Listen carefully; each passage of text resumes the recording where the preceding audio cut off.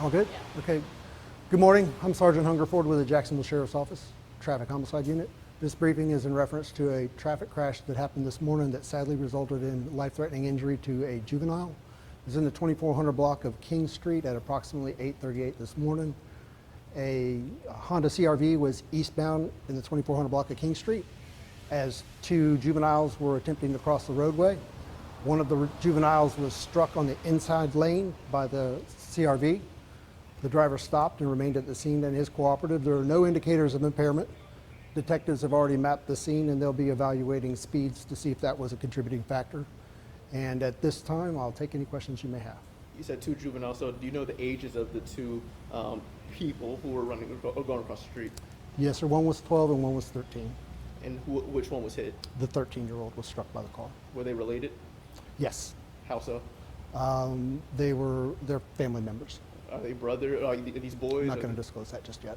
Okay. Yeah, we're still working to, they were also en route to school, and the school, we're still working on notification for that, so. The gender of the victim? Both of them, both the young men that were crossing were men, the boys, young boys. Were they running towards the food store? Yeah, they were northbound, going across the roadway. On South Line? Yes, sir. They were on the south side of the road, moving northbound, and we believe that they had cut across the parking lot of the church, and they were not within the crosswalk at Kings Inn Division. They were outside of that crosswalk. So are they both in a critical condition? What about the other? The only one of them was struck by the vehicle. The other one was not. And did you say they were like on their way to school or anything? Yes, sir. That's correct. And it was in the inside lane is where the traffic crash took place. Right now, as far as the driver, any charges pending, or like what has happened with that driver? So the driver has not been charged, and very seldom do we actually charge a driver on scene. And we will evaluate everything, take a totality of the circumstances to see if there is culpability, and there may well be. That'll be determined after the detectives have had some time to analyze evidence, physical evidence, as well as the measurements that they've taken to see if they can come up with a speed. They will come up with a speed, and that will be the measure of whether there's culpability or not. How do we know? What's the speed limit in this area right here where the kids got hit? Yeah, I believe it's 30 miles per hour. 30 miles an I hour? believe so, yes. How did you know about the crash happening? Did like the other the person who wasn't hit, did they call police or try to get? I'm not 100% on that, but I do believe that the driver is among the people who called 911 for help. And as you can tell, we're very close to the location. Jacksonville Fire Rescue was there very quickly, and they provided life-saving measures right there fast. And lastly, just as someone investigating this, what is your reaction when you're dealing with juveniles and it's like a high pressured situation? There's a lot of emotions going on because of the severity of the situation. So what was going through your mind when you got here and was seeing what you were dealing with? Yeah, it hits home. I mean, it's saddest with the young, the vulnerable. The older and younger pedestrians are very vulnerable, and it's tragic. You could just rewind time and fix it. Everybody would. It's just a sad day to see, especially juvenile injured. If you may, sir, clarify, was this happening during school zone hours, or were they near school zone when it happened? They're on their way to school, from what I understand. Yes. Or was it like in a school zone area where drivers had to slow down? I did not see that in that area. No. So let me ask you, what takes precedence? Drivers speeding or people running not in a crosswalk? What's more of a serious offense?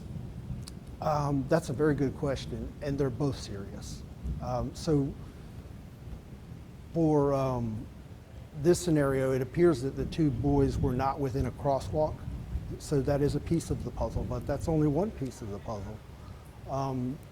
If the driver was going in excessive speed, that's also a big piece of the puzzle.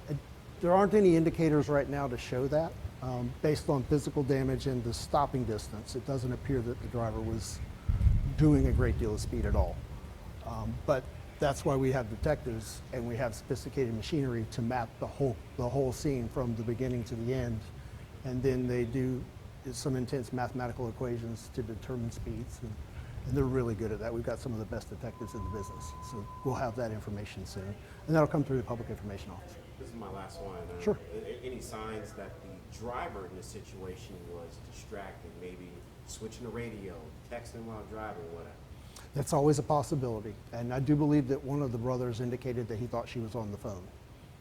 So there's a possibility that she was on the phone, but here again, you're allowed to use the phone in Florida. It just depends on how you're using that phone and that device. So we know the age range of the driver at least? She's going to be greater than 60, over 60, right in her 60s, I believe, early 60s would be fair. And a woman. Yes. And the driver, is that person being interviewed down at headquarters right now, or did that already happen at the scene or something? Oh yeah, we interview at the scene, and she'll probably be interviewed again before it's all over with, because emotions are high, and especially after a tragic event like this. And so clarity isn't always 100%, so she'll probably be interviewed again, as will the brother, hopefully, if he's able to do so. And we don't want to reopen any of those wounds, so if he's not able to do so, we do have a pretty good interview now, but he may remember something more, and we may be able to pull some video from the stores nearby, and somebody else may have driven by that saw it who can call in and let us know. We'll also review all the 911 notifications, and we'll re-interview anybody who called in. So we will have a good case file, and the detective in particular who's working this one is fantastic, and he will have a good summation by the time this is complete. And last question for me, was the driver by herself or was there a passenger in the car? There was, I'm not 100% on that one. There was a secondary person here when I showed up. I'm not 100% if there was a passenger at this time. That's it for me. Thank you. Thank you. Thank you for your time. Fantastic.